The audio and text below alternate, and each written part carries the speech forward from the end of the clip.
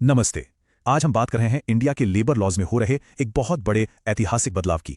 सही में यह एक ऐसी कहानी है जहां सालों पुराने काफी उलझे हुए कानूनों को हटाकर एक नया आसान सिस्टम लाया जा रहा है। तो चलिए शुरू करते हैं और देखते हैं कि पुराने कानूनों के इस जंजाल को सुलझाकर एक नए सिस्टम की नींव आखिर कैसे रखी जा रही है। आप सोचिए, एक या दो नहीं, पूरे 29 अलग अलग कानून, और उनमें से कुछ तो 70 साल से भी ज्यादा पुराने हैं, कुछ तो अंग्रेजों के जमाने के। तो सवाल तो उठता है ना कि क्या इन्हें साफ करने का, इन्हें आसान बनाने का वक्त नहीं आ गया था? और बस यही वो बड़ा सवाल है जिसने इस पूरे सुधार की नींव रखी। तो सवाल यह है कि इस इतने बड़े सुधार की जरूरत आखिर पड़ी ही क्यों।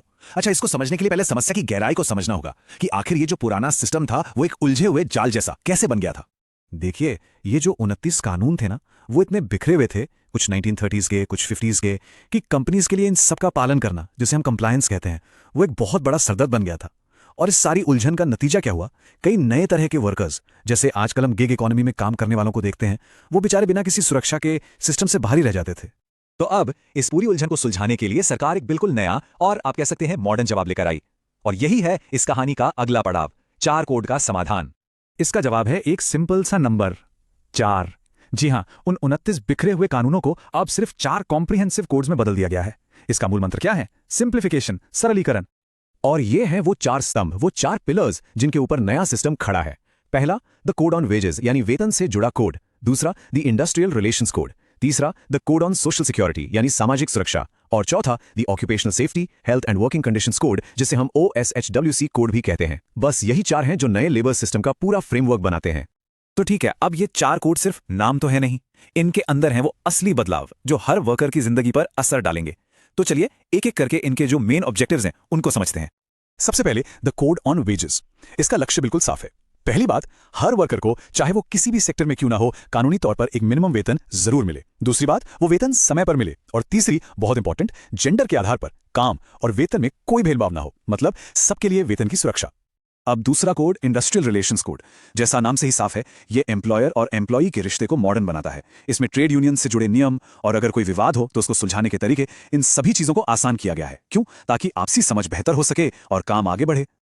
ओके, अब आते हैं तीसरे कोड पर, सोशल सिक्योरिटी कोड। और सच कहूं तो ये एक गेम चेंजर है। इसका मकसद है सामाजिक सुरक्षा को यूनिवर्सल बनाना, यानी सब तक पहुंचाना। और इसकी सबसे बड़ी बात यह है कि पहली बार इसमें गिग वर्कर्स, प्लेटफॉर्म वर्कर्स और असंगठित क्षेत्र के करोड़ों वर्कर्स को शामिल किया गया है। यह बहुत बड़ी बात है। और आखिरी चौथा कोड है OSHWC कोड। इसका पूरा फोकस है हर इंडस्ट्री में एक सुरक्षित और एक सेहतमंद काम का माहौल तैयार करना। इसमें फॉर एग्जांपल 40 साल से ज्यादा उम्र के वर्कर्स के लिए फ्री एनुअल हेल्थ चेकअप जैसी चीजों को जरूरी यानी अनिवार्य किया गया है। चलिए, कानून तो बन गए, हमने उनके नाम भी जान लिए, लेकिन असली सवाल तो अब आता है। वो ये कि कागज पर लिखे इन शब्दों का एक आम वर्कर की रोजमर्रा की जिंदगी में आखिर मतलब क्या है, उन्हें से क्या फायदा होगा। तो अब इस सबसे जरूरी हिस्से पर थोड़ा गौर करते हैं। और शायद इस पूरे सुधार का सबसे बड़ा और क्रांतिकारी कदम यही है। पहली बार गिग वर्कर्स और प्लेटफॉर्म वर्कर्स को कानूनी तौर पर एक परिभाषा दी गई है, उन्हें डिफाइन किया गया है। इसका मतलब क्या है? इसका मतलब यह है कि डिजिटल इकोनॉमी में काम करने वाले लाखों लोगों को अब कानून पहचानता है और उनके अधिकारों की बात करता है। और जब कानून पहचानता है तो सुरक्षा भी मिलती है। एक सोशल सिक्योरिटी फंड बनाया जाएगा जिसमें एग्रीगेटर्स, यानी वो कंपनीज जिनके लिए काम करते हैं, वो अपने टर्नओवर का 1 से 2% हिस्सा डालेंगी। इतना ही नहीं, आधार से जुड़ा एक यूनिवर्सल अकाउंट नंबर यानी UAN उनके बेनिफिट्स को पोर्टेबल बनाएगा। पोर्टेबल मतलब आसान भाषा में वो देश के किसी भी राज्य में जाकर काम करें, उनके जो लाभ हैं, उनकी जो सोशल सिक्योरिटी है, वो उनके साथ साथ चलेगी। महिला वर्कर्स के लिए भी इन कोड्स में बहुत कुछ है जिससे उन्हें और शक्ति मिलेगी। अब वो पूरे सुरक्षा नियमों के साथ अपनी मर्जी से, अपनी सहमति से रात की शिफ्ट में भी काम कर सकती हैं। इसके अलावा equal pay for equal work तो है ही। तो समानता और सुरक्षा को बढ़ावा देने वाले ये कदम फीमेल वर्कफोर्स पार्टिसिपेशन को बढ़ाने में जरूर मदद करेंगे। अब ये जो टेबल है ना, ये इन सारे बदलावों का एक क्विक समरी है। पहले क्या था और अब क्या होगा, तो इस पर थोड़ा वक्त लेते हैं। देखिए, पहले फॉर्मलाइजेशन के नाम पर अपॉइंटमेंट लेटर जरूरी नहीं था, लेकिन अब हर वर्कर के लिए ये अनिवार्य है, मतलब नौकरी अब फॉर्मल होगी। सोशल सिक्योरिटी पहले ये बहुत लिमिटेड थी, गिग वर्कर्स तो इसमें आते ही नहीं थे।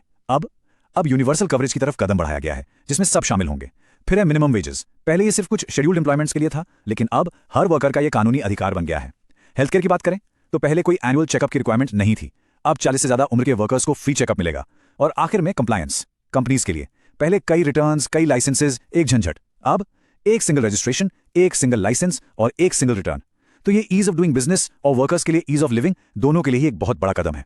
सब कुछ बहुत अच्छा लग रहा है सुनने में, है ना? लेकिन क्या ये सब कुछ इतना आसान है?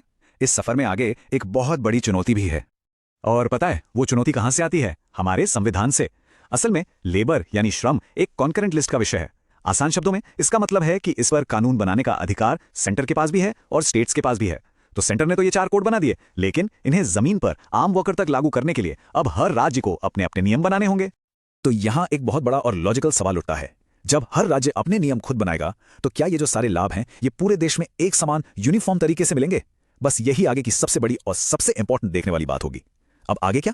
वैसे इन सभी बदलावों के पीछे जो सरकार का विजन है वो बिल्कुल साफ है। उनका कहना है कि वो वर्कर्स को, खासकर महिलाओं को, युवाओं को, असंगठित और गिग वर्कर्स को श्रम शासन यानी लेबर गवर्नेंस के बिल्कुल सेंटर में रखना चाहते हैं। मकसद एक ऐसा माहौल बनाना है जो प्रो वर्कर हो। तो आखिर में हम इस सवाल के साथ इस चर्चा को छोड़ते हैं, क्या ये नए कोड्स मंजिल हैं या फिर ये भारत के करोड़ों वर्कर्स के लिए एक नए और उम्मीद है कि एक बेहतर अध्याय की सिर्फ शुरुआत है? इसका जवाब वो तो आने वाला वक्त ही देगा।